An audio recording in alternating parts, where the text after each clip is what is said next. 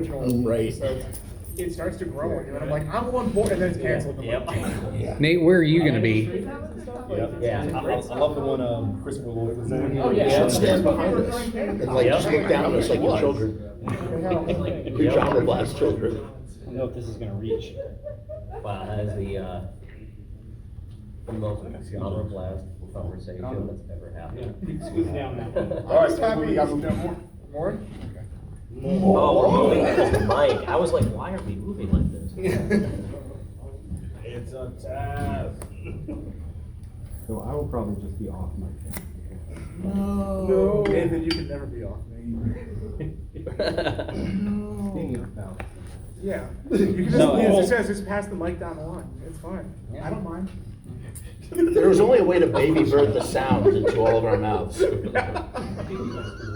You just need a boom operator. Yes, we need a boom. Also, if we just talk a little loud, everyone. Yeah, I was gonna say, we Just just probably project. Yeah. Just get me talking about Tremors when he's still fucking loud. The next Projecting. year we hear me. Yep. I love when we learned that Jamie Kennedy was his long lost son. That You totally said that worked your for smile me. got real big. I'm like, I oh loved man. it. He Speaking wasn't, of he adventure, wasn't, football. like, when I first saw that he was gonna be in the movie, I'm like, oh god. But he actually was fine. Was that the most recent one? That was in Blood. Oh, that was the one before. Yeah. That makes it too I've relevant. literally, I was like, I'm the only one who watches these Trevor No, sequels, and no, nobody else they watches I them. do. Josh, I watch Jeff, films. that microphone. Okay. Yo, How many are there altogether? let me spin it into the Now, mic. there's, Bloodline was 5, 6. 7, there's 7. 7. So I watched 5, 6, and 7 on the same day. So they I'm kind very frustrated with the ending of 7. I don't want to spoil It's it. the microphone. Why? Trevor's conversation. I do. This is important to me. So when I All right, walked everybody, into, welcome to our special when I- discussion panel with our filmmakers Sorry, and we gotta start now. attendance. That was a. So we are live on Facebook too for this. So Everybody say hello to everybody on Facebook. Hello. Yo, what up? What up? What up? Woo. Tremors for life. Tremors for life. Tremors for life. So You're we in have trouble, a Murderers Row Rose Gallery of Filmmakers here. That's a charity we're trouble. donating to. Right over here we have Zane Hershberger, the director of Forced to Fear, as well as Hack in the Box, which is playing today at 6 o'clock, and a director of a shit ton of other things. We'll get into that.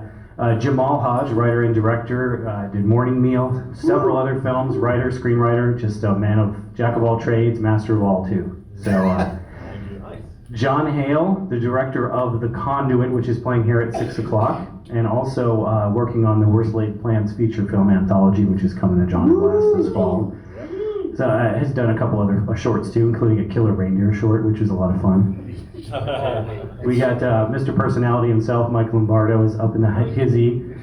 Director of I'm Dreaming of White Doomsday, The Stall, and a ton of other really fucked up shorts, including one called Blowjob in a Can. Yeah, blowjob in the can. Love that. Which almost made me throw up, like in a good way. So that was pretty fucking gross, Mike. I gotta see that. Josh Stifter, the director of The Good Exorcist, a very funny horror comedy, as well as Greywood's Plot, which is another fantastic movie that if I had more time, I would have played more films, and that would have been one of them. He's here in attendance as well, and Jeff Frumess, the director of Romeo's Distress, Cheesecake of love. podcaster extraordinaire, and the man of 1,000 tangents. Don't get me started, Nathan. So welcome to everybody. We're just gonna have a free-form conversation about filmmaking, weird, wild stories from behind the scenes and being at film festivals and conventions and all that kind of stuff, and talking about Genreblast and what it means to everybody too. So we'll get started here. We're kind of just flying off the cuff, and all 6 of these guys have personalities and attitude for days. So We're three-dimensional characters. there's dudes with attitude. So Three-dimensional characters. there's plenty to talk about here. So you can go down the line. I don't want to toot my own horn to start off with, but what attracted you to want to submit to Genreblast, or when did you first hear about Genreblast, and what were your expectations? Go down the line. I actually, this is the first time this is the first time I've had a feature play at Genreblast, but the first time I came to Genreblast, I didn't actually have any movies. I just really liked Nathan and his team and just what Genreblast is all about, so I just drove out here just to hang out and just see what's up, and then I started submitting because I just wanted to, support the fest and be involved in that kind of way. And Nathan is the type of guy who he's a very inclusive dude. Like he really fosters community, that's my favorite part about Genreblast. It fosters community. And so he's like, hey, why don't you like mod the,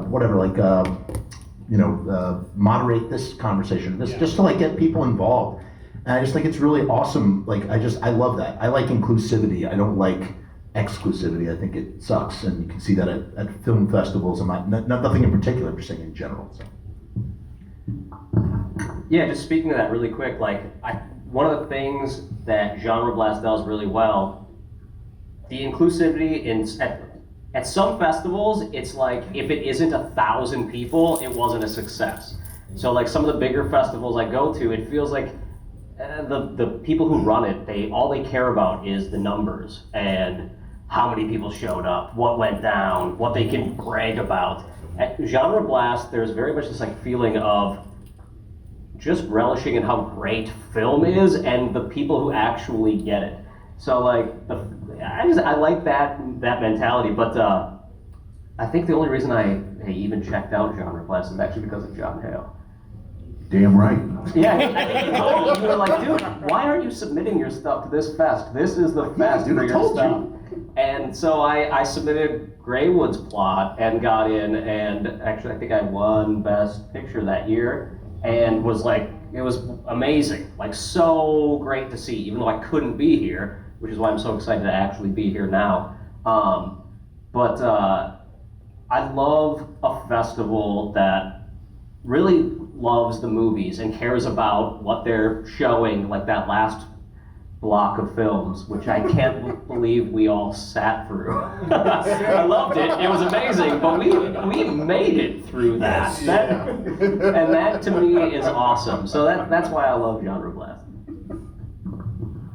I submitted White Doomsday to Genreblast back in 2018. I had heard about this scrappy festival that plays all sorts of weirdo shit, and then I actually got to meet Nathan and Chad at, I think it was Crimson Screen is where we met, wasn't it? Or was it Nightmares that we met? I think it was one of the two. It was one of the two, but then I saw you at Crimson Screen, and they had just watched the movie, and they're just like, damn, you should submit that. And I was like, all right. You guys met at Nightmares. Okay. So I'd heard about this festival, and I saw the program, and like, this seems very eclectic and kind of cool. And I came down here and I fell in love. It was, it's just such a low-key, like, chill festival. Yeah. And I feel like I didn't have to be on. I could just sit and talk about the Jingle All the Way, Connected Universe, Tremors, and it was just a fucking great festival. And like, I love how eclectic the lineup was, because, if I'm left to my own devices, I'm gonna watch exploitation movies and like Leslie Nielsen comedies, and that's pretty much it. So to literally be in a theater and have, the short film that always sticks with me is Bullies, which made me weep like a little child, and then go into like Cyborgs, and then just like a hardcore horror movie. Like, it was just such a random mix of stuff, and I was like, wow, this really took me out of my little comfort zone, and I love that. And I love everyone that comes here. And then we ended up winning Best Feature in 2018 with White Doomsday, and I just want to say thank you. That is the best $75 I ever spent for that award. And I swear the check is in the mail for real this time. He didn't bribe us. Let's wait and just keep out of the load. Only 75. When I made The Conduit as my first serious foray in filmmaking, and when I wanted to go on the festival circuit, Genreblast Films was one of the highest rated, in like horror genre. And I was like, okay, I read all the reviews and everyone seemed to be having a really great time here. So when I submitted it, I craft your little letter. Nobody reads that shit. Well, I think I put in my letter. I was like, well, I was going to submit to Genreblast 3, but Genreblast 4 is cool because I'm a fan of Rocky 4. I was being crazy stupid. I had no idea. I was stupid. And I went to Chattanooga. No, it was the Grindsploitation Film Fest where Conduit got accepted. That's the first time I met Chad and Nathan there. And like, I met Nathan. What was the restaurant we were at? It was like the chicken restaurant. What is it called? I don't know, but it's amazing. KFC? No. It's Much better. Yeah. No, much better. I met Nathan there, and we just started talking about films and stuff, and Champions. there we go, Champions Champions, Chicken. yeah, Champions Chicken, and Check that out. yeah, it was amazing. It was beautiful. But anyway, we were sitting there, and Nathan was talking about really awesome movies, and I was like, yo, man, this guy like some of the movies I like. And when I submitted to Genreblast and got picked, Nathan said something that's always stuck out to me, which was, we don't have any agendas here. We're here to support you, the filmmaker. We want you to be here. We want you to have a good time. We curate our programming here because we love you. There's no other ulterior motives. And that really has always stuck with me because, just like, you guys are saying, there's some festivals like, if you don't have X or if you don't pay for X, you don't get a certain amount of experience. But I have not felt that at Genreblast. It's almost like a big summer camp, and I love the people who come to Genreblast and we all mingle and everything. And it's literally one of the, like I said, Genreblast was the fourth film festival I ever attended in my life. And it's one that's always stuck with me. So that's what always keeps bringing me back. I hate it here.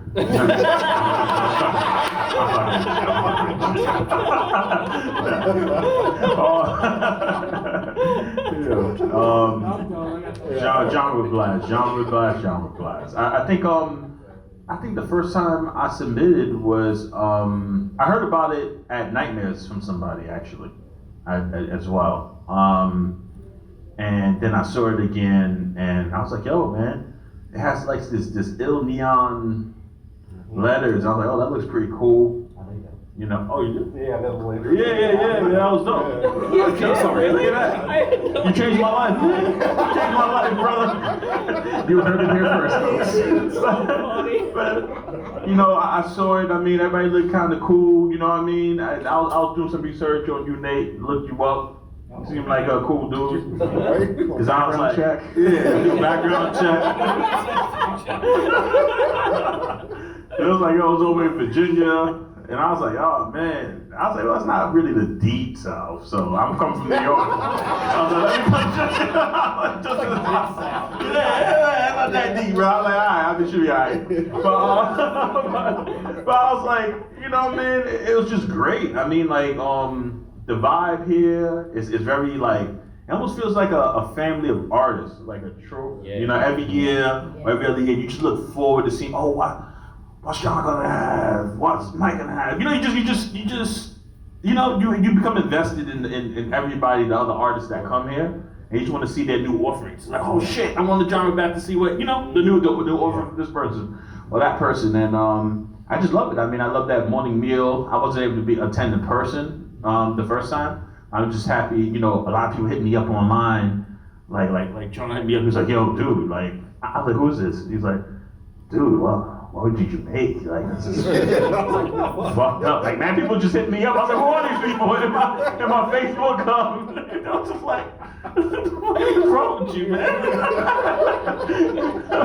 Killing these kids? One lady thought I was like a reverse racism. This how you see white folks? I was like, no. I was just making a movie. He just ended up that way because, so I was like, what the hell, man? But it was great. It's always been great. How you guys just look out for people here. I love coming. I plan to, be like a mainstay and just come, even if I don't have anything, just to support. Or, I just love the people here and. The energy is just good vibes, and a lot of good things come out of good vibes. So happy to be here. Never be the last guy in line. Literally said everything I wanted to say. It's like you're the last guy in SEAL Team 6 when you kill me, the last guy, I'm going, good job, guys. Excellent. We did it. So now I've met Nathan before. When I first came down, he was a really nice guy. Like they said, he's very inviting. Reagan, Chad, they just love movies. It's great to show movies here, especially under on a big screen. It's fantastic because a lot of times you go to a con or something and it's like, here's the ballroom or here's a little TV. Yeah, the bed sheet. The bed sheet. Yeah. Or the large Exactly. Yeah. You got drunk people wandering in. Oh, it's this. Oh, this is crap. Bye. And they leave. Hey, thank you. Come again. but like Jamal said, everyone's like a family here. Like it's where I met John here. Actually, we've become good friends. I've shot stuff for him. I've shot stuff for Nathan. Shot some private stuff for Mike. How you doing? He shot at me. I bet you did. Video's coming soon. But no, it's great. It's a great place. I said they show so much different things. Every time I come here, I'm excited to see stuff, things I've never seen, and it's great. Love it. I always look forward to it. People, I try and bring people down to let them experience it because it's nice to go out and meet the filmmakers. Like we run a podcast, so we'll invite the podcast or the filmmakers on our podcast sometimes, and it's just great. It's a good networking tool, and it's great. I mean, instead you get to meet or see new stuff and you get to really see what's out there because big theater sucks. They show like these guys are fighting. They fight and like it's hard. Like we're seeing a buddy of mine runs a distribution company and it's hard, man. It's really hard to get movies out there and then get like paid for it. Yeah, that's the thing, right? So it's it's nice that people appreciate it instead of some guy stealing your movie going, that sucked. 1 star. That's like worst movie ever. It's like, dude, have you ever seen Shrieker Island?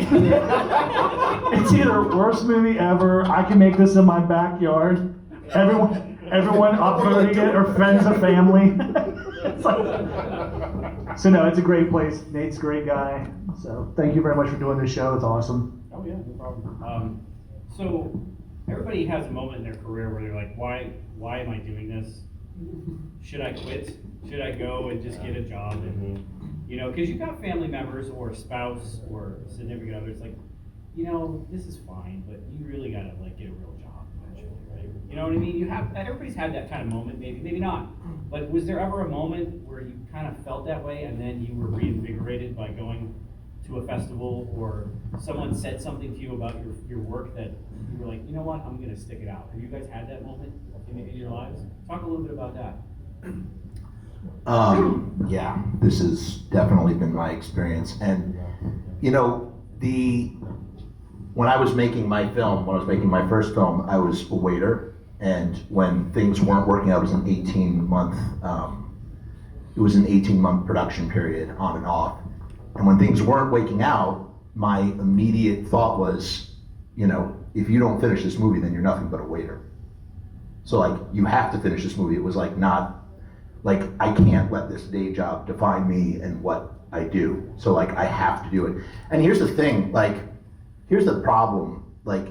Sometimes you hit a brick wall. I've hit so many times I've hit a brick wall in a variety of ways, not just with, filmmaking. And what you gotta do, or what I've done is, I really love Joe Lynch from the Movie Crypt podcast. Those guys, they have a fantastic saying, never give up. Never give up. You only fail if you give up. And so when I get that discouragement, when I'm like not feeling it, it's okay to sit down in a chair and take a break. Take a break.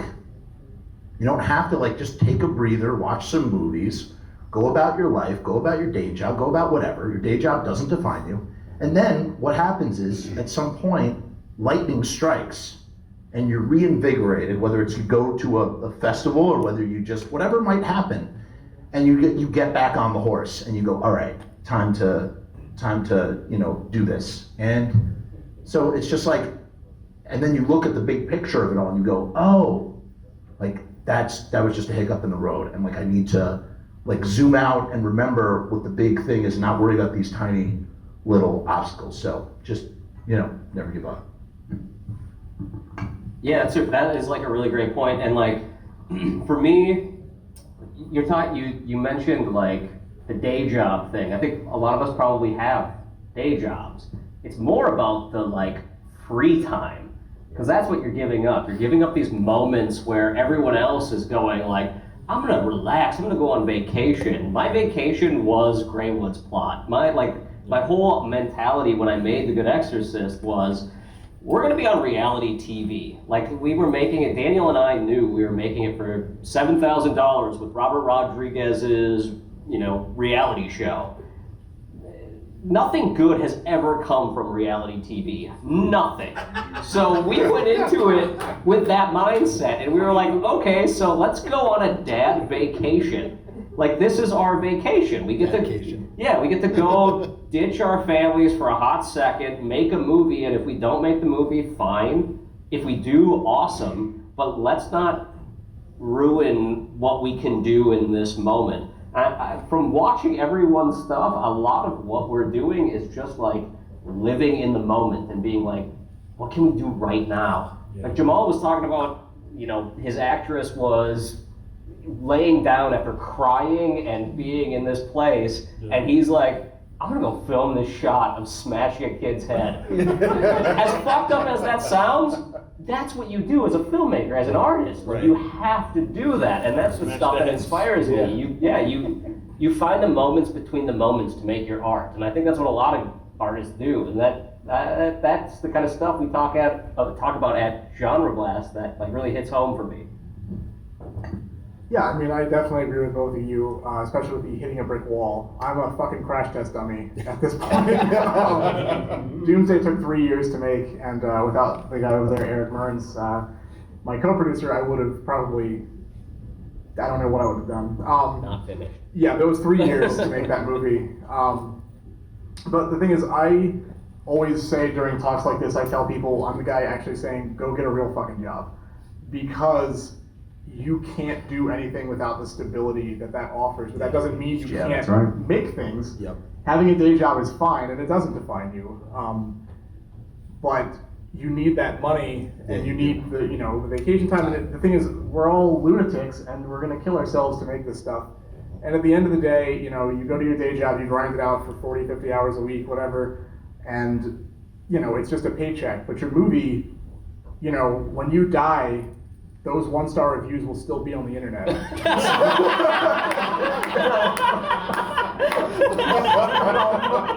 So, when you spend 3 years making something in your backyard,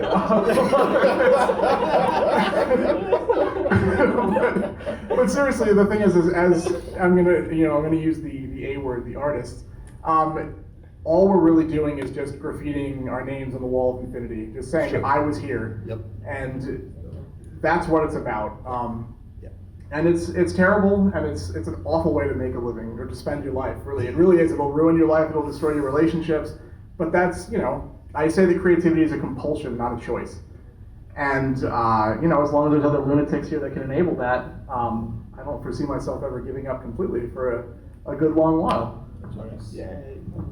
I think I've told this story before, but I said that comedy was my first serious foray into filmmaking, and we had a Kickstarter, and it failed.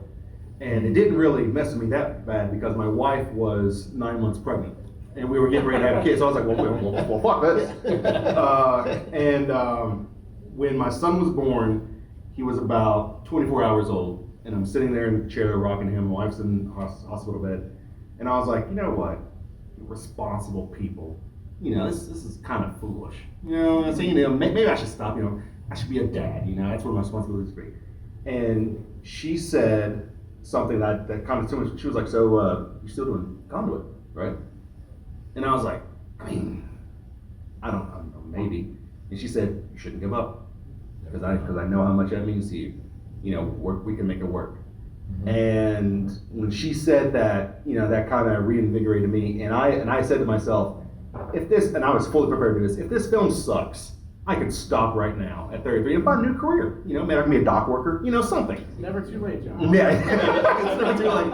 But yeah, I know. But there was enough people who liked it, and then that kept me motivated, and so I kept going, and just an echo for a third time, your day job does not define you. But without a day job, I can tell you right now, I would not still be able to create the 4 films that I've made since Conduit. And those films have helped me, get better along the path, and I'm so grateful and thankful for that, to have people in my life who kept pushing me and to keep, letting me know, you are not defined by things around you, and you can continue to make your dream no matter what. So that's something that's definitely been able to stay with me, and that's why, and the camaraderie that I see, like I said, for a long time, it was just me in this void doing post editing by myself, and I'm like, is this movie shit? And then when I come and I see everyone else who has the same passion and the same desire to make their own films. I was like, you know what, this is pretty cool. And I just love being around creative individuals who have their own crazy sense of art and just see what they do. So that's kind of my story. I want to clap for everybody. You get me hyped, man. But I got to be the bougie bitch up in here. And I got to say, like, I actually do this for a living now. I don't have a day job. I just kind of, I teach film, so I guess that's a day job. Partially I mentor. I've mainly been, I quit twice. I gave up on this shit twice. And I stayed away one time for 2 years because I did a feature and, you know who you are, I love you, brother, but your greed killed our film. It never really went anywhere because we never did like the final post because they wanted to put the money in, and that set me back. And then I was just like, yo, I don't need to do this no more. Let me go help, build programs and do all this stuff. But while I was doing that, I was like, I'm helping kids, live their dreams and go after their dreams. But I felt like I was hiding behind their successes, and I was being a hypocrite. I didn't have the courage to go out there and do it. Really go for my dream, being like, hey, I'm gonna burn all the boats, put myself on death ground. And if he dies, he dies. You know what I mean? Like, it's just, that's it. That's it, So I burnt the boats. I said, hey, I'm gonna figure it out and I'm gonna do it.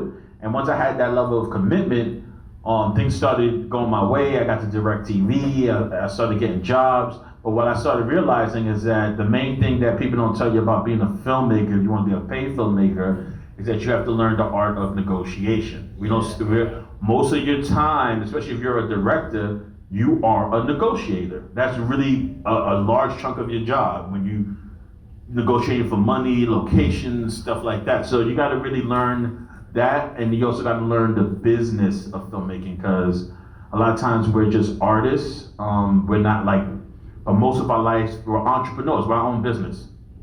We're a brand. We're like our brand is our own religion, right? Yep. So it's kind of like.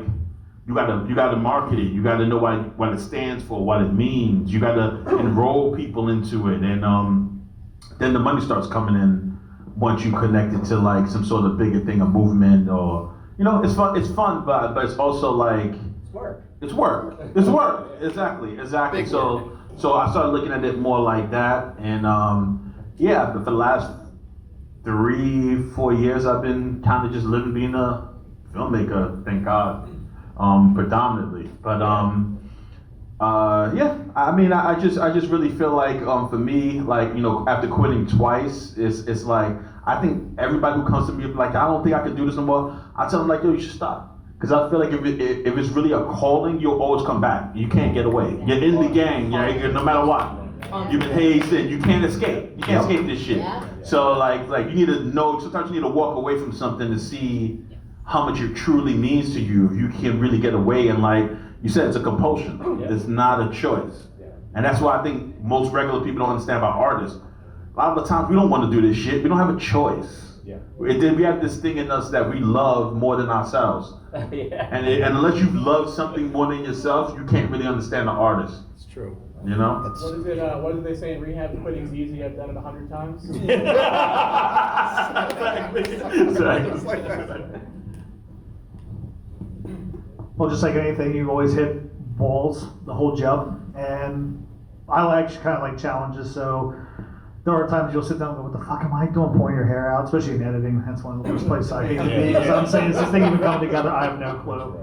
So, but like Mr. Hodge was saying, like there's something in you. Like some people have football. Like I'm not a huge sports person, so I don't understand how someone's like, "I love football." I'm like, sure, go ahead. But I always try to put it in my mind, like they probably like football as much as I like making movies, and then I understand. So I totally understand how they feel.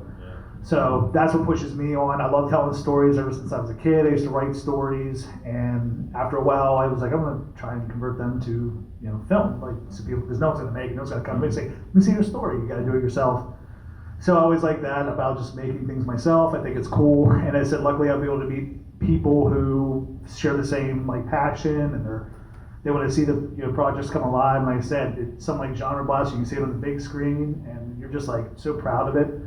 I worked on a movie called The Barn that had a really rocky start, and then I came on and helped out, and there were parts where we were going, man, I don't know how this is going to turn out. It was pretty rough. And then in the end, when we got to see it on the director Justin brought me over to see it in his screening room one time, and sat down with my daughter and I watched it for the first time. I was like, man, this is really damn good. It's like I would say, it was like and I was really proud of it. So that's when you start feeling good, like when you see people appreciate it and like it, and this is why I do it, because I like to entertain people. It's a good feeling. I think you're selling yourself short saying you saved that film with your cinematography. It's a well shot film. He basically reshot an entire movie himself. Yeah. After the last DP didn't do such a good job, and basically saved that film. The Barn? Yeah. I know none of this. I literally am just learning. I watched them. Yeah, okay. We'll talk about this later. Check it out on the Screen Team releasing. Oh, I've seen Get it. the Blu-ray. I have. I love The Barn. Don't get me wrong. I'm just like So you curious guys now about the really background. touched on like compulsion. That's something I wanted to talk about. Like Great short. it's Oh, yes. it is a great story. Genreblast 2018. So what's something that like we say regular people. There are people that are not.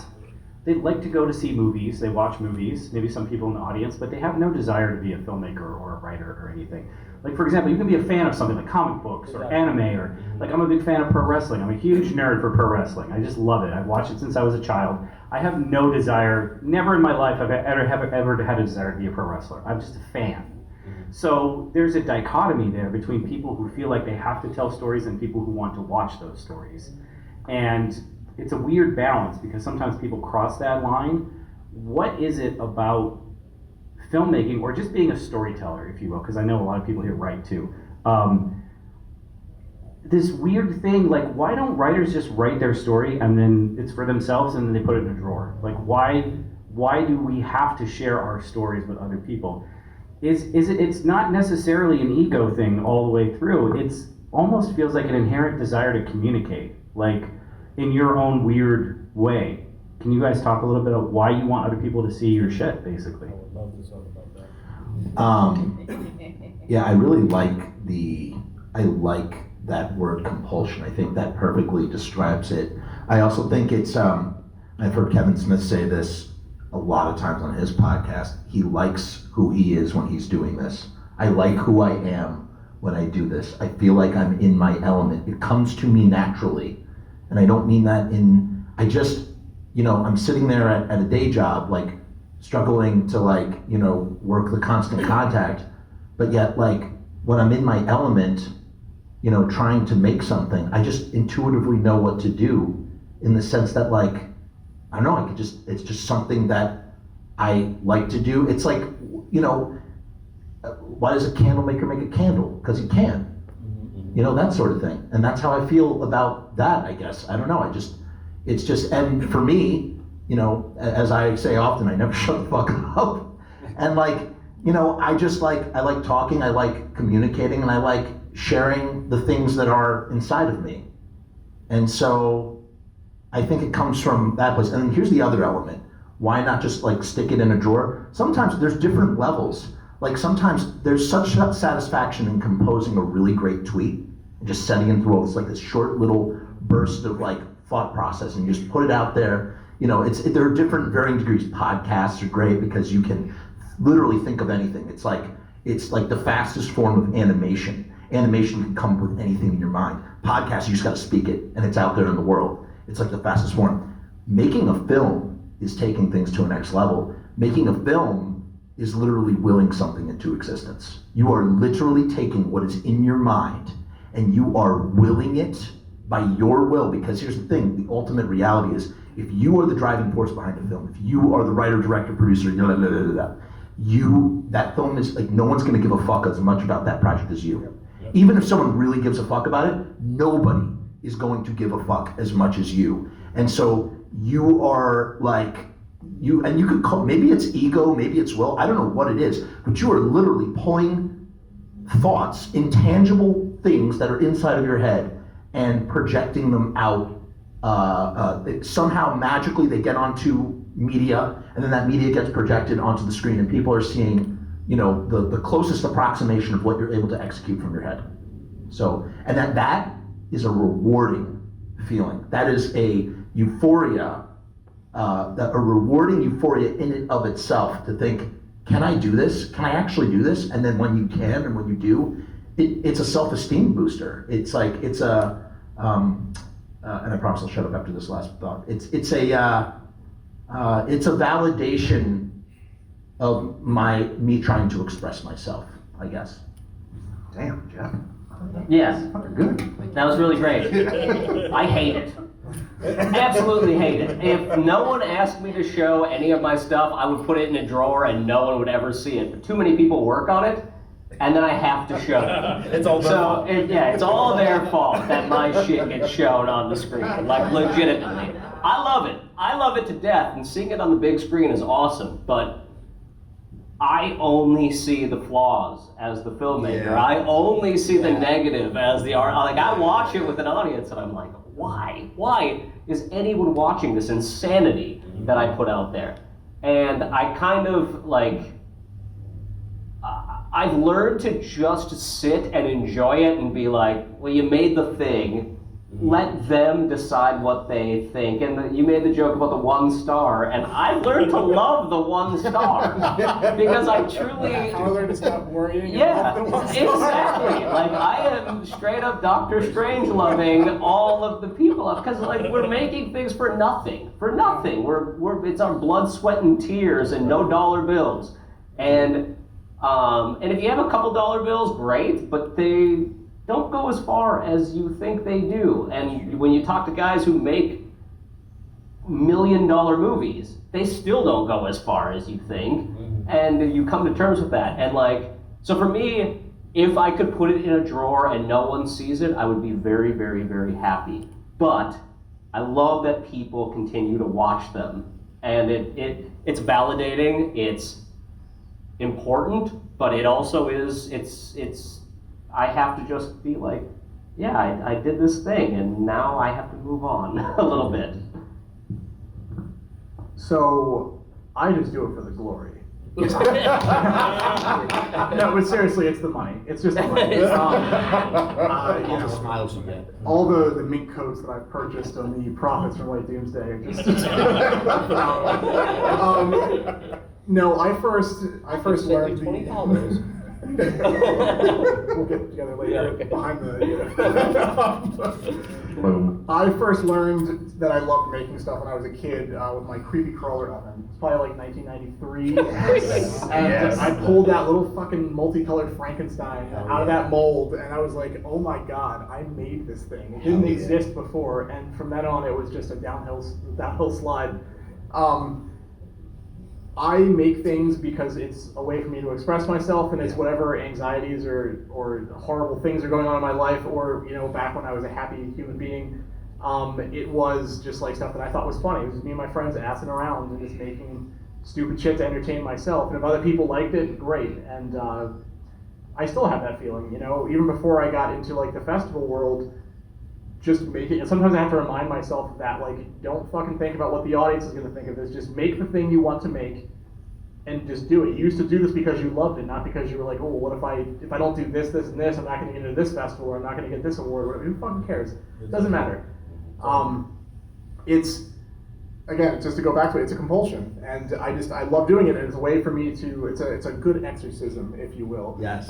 Yes. Of all the things, it's just a way to deal with stuff and making things, like you said with Kevin Smith, I just love making stuff. Like, I love being on set. I feel like I'm in my element. I feel like all the anxieties and stuff that I pile on myself on a day-to-day, even when I'm on set, I still feel like I'm in charge, I'm in control, I know what the fuck I'm doing, and I have an uncompromising vision. And whether or not people like that is irrelevant. It's just, it's what I want to do, and I love it. Like I said, and also, the millions of dollars that we all make from this is really Nice. the icing on He's nice. Exactly. I think this kind of goes back when I was on Josh's podcast. I had to answer some of this. First and foremost, I love my wife and I love my child. But after that's it. But I love filmmaking. When I make films, I literally feel like that is my truest self. For the longest time, I was wrapped up in the day job thing, working in television, doing freelance, shooting weddings, doing music videos and stuff, not making movies. Because I thought that, that's what you're supposed to do, right? And when I started making movies, I have never felt a joy or a passion like anything since. And that kind of what keeps me going in this field. And also, I have been spoiled by watching high budget movies all my life. And for some reason, I think that, hey, I could totally get that. I can do that on a low budget. And I know I can't, but I can get better. And there's things that I've seen, like, in the conduit I'll watch, I'm like, Jesus Christ. But what's awesome is that every film that I've seen, I've been able to get closer to the vision that is in my head. And as long as I see in other people, I have no problem showing my stuff. But people have told me, like, dude, this is really good. Like, oh, dude, this is better than this and this. That gives me the encouragement to keep going to become the best filmmaker that I can be. So that's kind of what keeps me going. Definitely. 100%. We can't clap, right? Yeah, man, that's awesome, man.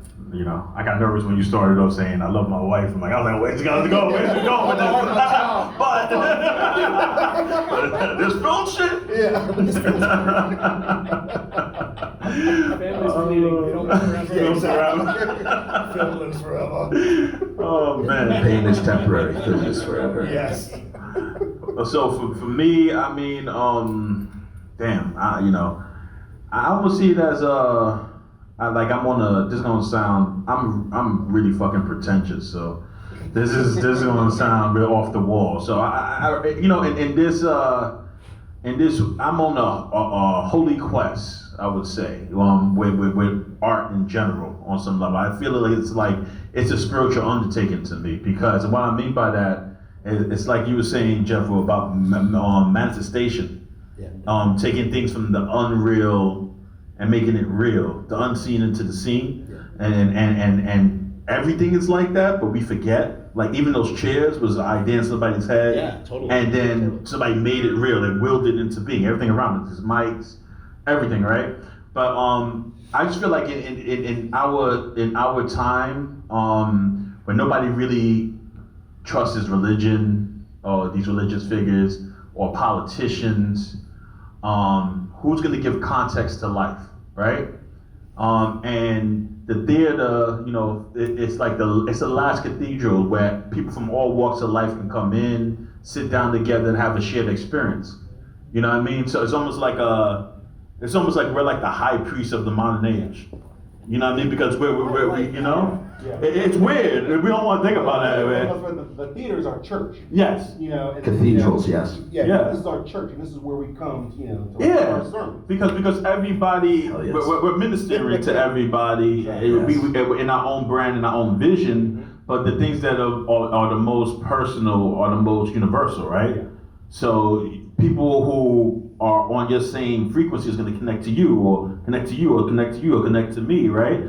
So it's kind of like, I feel like it's my job. I was called to do this so that I can give people something. And for me, as fucked up as my movies are, sometimes I'm really trying to teach people compassion, I feel like.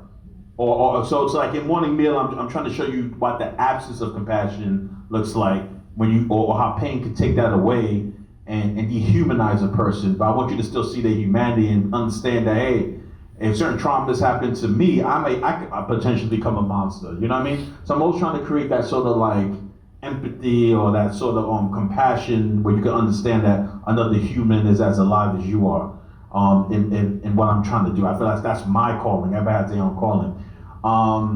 But I also feel like for me, like the more I do film, the more I create, the more I find the pieces of myself that were lost when I was a child. And when the world breaks you, it breaks you into a million pieces. And a lot of times in our lives, we don't know that we're trying to basically love ourselves and to be loved by the world. Those are like the two different loves that we're really desperate for. And a lot of times we do that we make things to give of ourselves to others, because life is about sharing, right? It's about pouring into something else, because you're not gonna be here forever. So I feel like as artists, for me personally, it's a spiritual undertaking, and that's why I do it. I can't not do it. It's why I was born to do. It's my contribution in this life. Well said. Nice to follow that up. Wow. Well spoken. Everything he said, I agree. When I was growing up, I just like telling stories. I used to draw my own comics and stuff, and they were like shit, but I drew them anyways. So it's just like, I can draw dinosaurs, great. I can't draw people for shit. I feel like I can draw you a stegosaurus, like, but it's not a person. So, but I just always like telling stories, and just that kind of led to like writing, first the comics, then went to writing stories. From there, went to writing scripts, and then just kind of evolved into doing film, shooting it. Because like I said, I don't do it, no one else is going to do it. And I kind of like, I'll have ideas in my mind, and they're kind of murky, and it's like when it's kind of fun to when you're done to see what you did. You're like, oh wow, that's it. That's how I see it.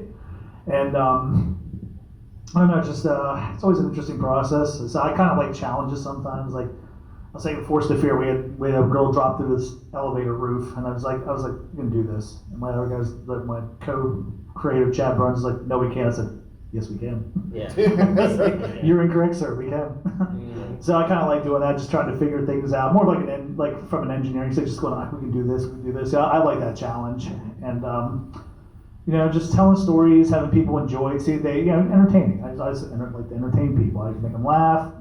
I don't know if I can make them scared or not. I like to make them laugh, so that's a start. So that's how I feel about it. I just like to entertain people, and I said if I didn't have my life, I'd probably be pretty bored. It's like I love making movies, and it's just like, and I said when I was a kid, I used to watch a lot of low budgets. I love like Spookies and stuff like Curse of the Blue Lights and these really cheesy movies. I remember as a kid, I was like, that looks like fun. I would love to do that. I was kind of jealous that I never worked on Spookies. So I was like, I want to have those experiences. I want, to be like, I made that. I made something, incomparable to Spookies or something like that. Just things that I was like, I don't know, when I was a kid, I was just like, I really want to do that. That looks so fun. I was like, the Spookies is the best. That's a high bar, I think. Yeah. Spirit, Spookies, there's Shivers list and there's Spookies. If you've got 3 movies that aren't finished, you too can make Spookies. Absolutely. So I know that you guys have been around the horn. You've probably been to conventions, horror conventions, film festivals, working on sets for shorts and features. The gamut. Do you all have like a weird or a funny story that you'd like to share with the crowd that you kind of think back on? That it's kind of like an anecdote. It doesn't have to be a funny story, or just like a weird encounter or a strange coincidence that happened to you guys in your travels. I got one. Okay. So we were making a short film for 1031 called Trespassers, and what's about is this haunted property with a scarecrow on it. And my buddy, he had a house, it's like a farmhouse, perfect. And it's near this road that, at the time, it's kind of got more traffic now, but I was like, it's not too bad in the evenings. It's pretty bad. So we set up, we're filming one night, 5 cops showed up because they saw the cross in the yard. And someone said, there's a cross in this yard. So we made the post for the scarecrow. So like, there's a cross in this yard.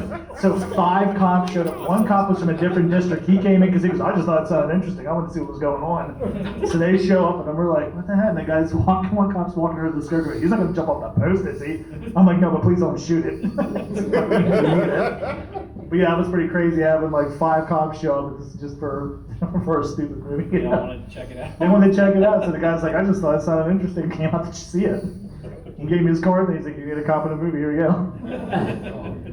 So when I was filming The Good Exorcist, that's screening tonight, I was under union rules because I made it for like a reality show, we still had to follow reality show rules. Now, we don't, as independent filmmakers, we don't have to follow any rules. Like, there are no union rules, nothing. But I had to because of this show, and that seemed wrong to me. Like, in my head, I was like, why do I have to follow your stupid rules? Right. So there was a shot in the movie that's in the trailer that's been screening all day, where Daniel, who is fucking 6'6", 6'7", he's a tall dude. And I'm tall, but I'm not that tall. I'm kidding, I'm very short. I was like, he's joking, right? I am very, very short, and he is very, very tall. That's a little much, right? I'm like 5'3" on a tall day, and Daniel is 6'7", so he's got like a foot and change on me. And I gotta film this guy, and the rule was I had to like hold the camera. What's that? He's talking to me. Oh. So I had to film him, and the shot I wanted was Avery in the foreground. Every filmmaker knows you want the like person in the foreground out of focus and the thing in focus in the foreground. So I wanted Avery out of focus in the foreground, Daniel laying down on a pentagram. And in order to get that shot, as little as I am, I would have to be up on a roof or a ladder or something to get it. So I set up a ladder and I did all my stuff and I set it up and I'm like, okay, this is the shot I'm gonna get. I'm gonna crawl up to the top of the ladder, stand on top, and film down on you. And the reality crew looked at me and was like, no, you're not. You're not climbing up a ladder. You can go up a foot, and that's union rules. A foot is as far as you can go up. Bullshit. That is straight up, yes, exactly. You can go up like one apple box, and then you're stopped. So I straight up was just like, Daniel, lay down. Avery, stand here. I'm gonna go up as far as I can. I'm gonna stretch my arms, my little boy arms, as tall as I can, and I'm gonna get this shot so big. And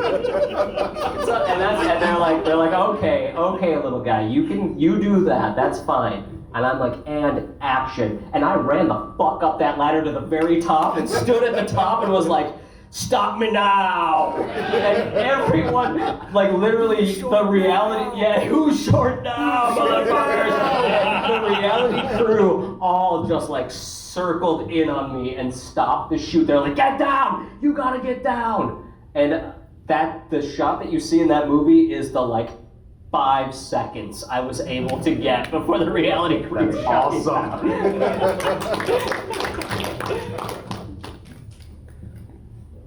Everybody looking at me to go? Should I go? Yes. Okay, I'll go. All right.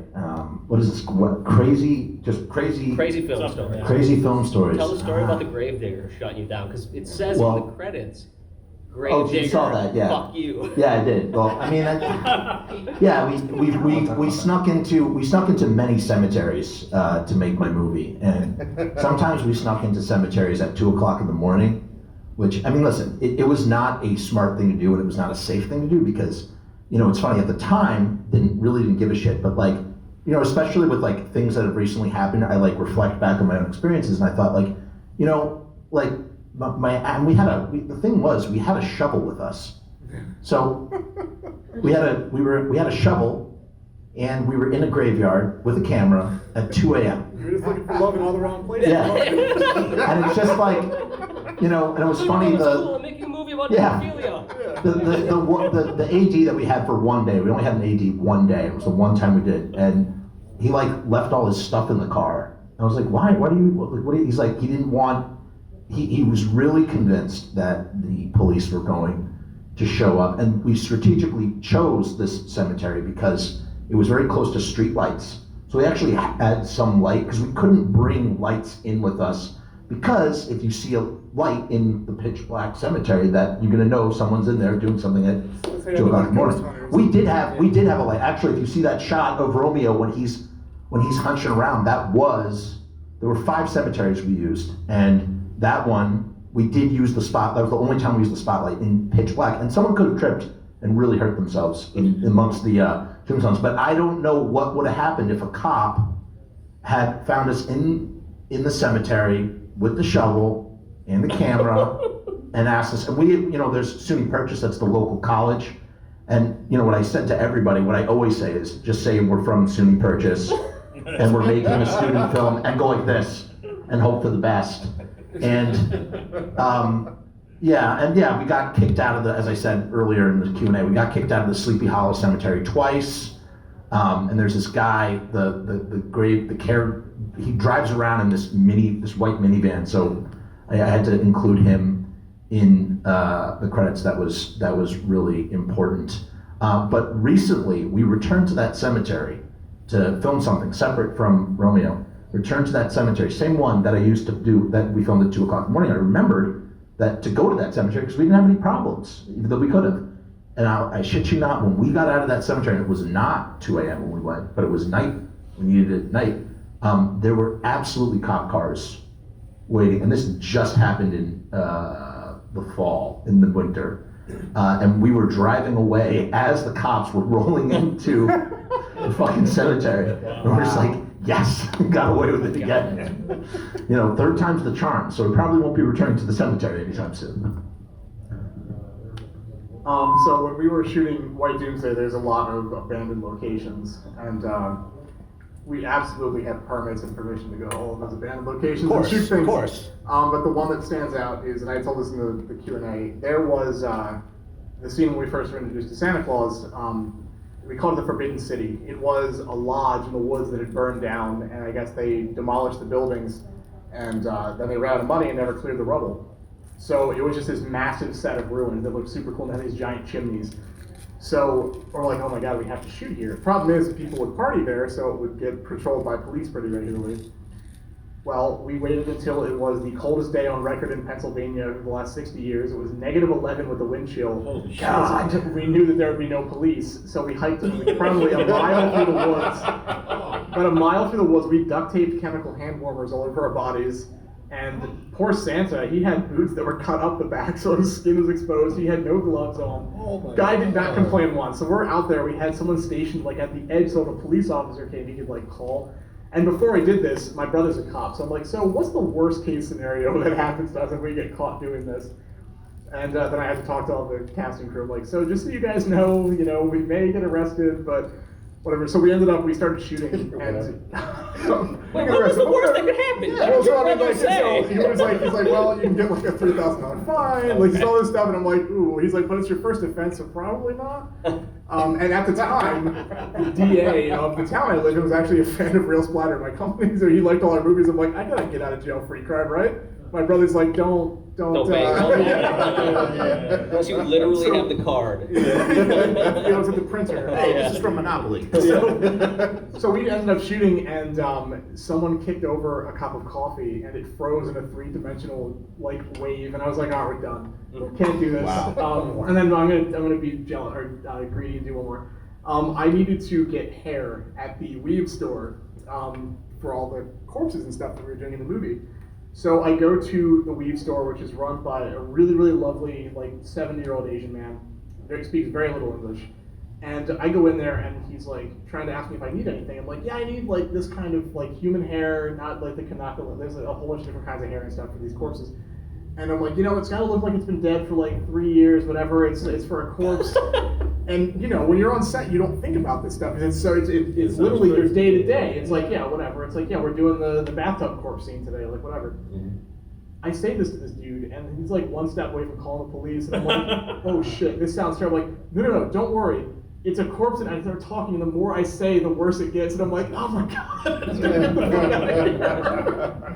And that is not the only time that's happened at the weave store. I think they probably have my picture posted up behind the counter. You just probably kept eye contact with him the whole time. Back down. I need some human hair for my dead body.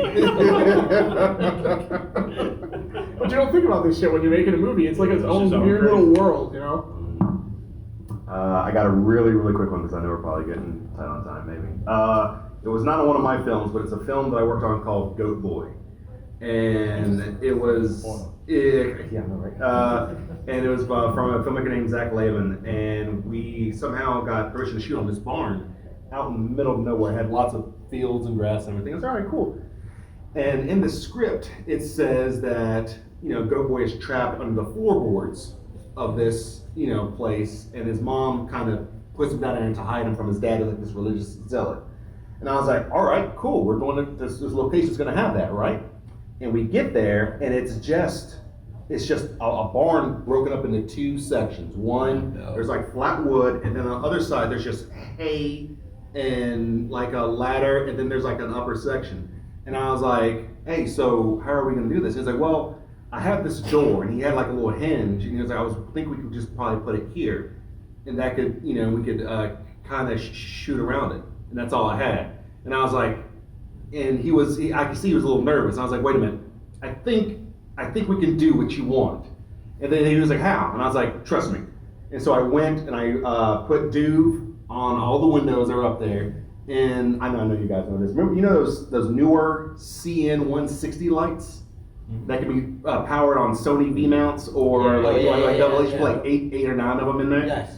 I took a C-stand, put 6 of those around the C-stand, turn them all up on their highest setting, and I turned on the camera and I said, look, and you can see light beams shining down through the slots of wood from the top.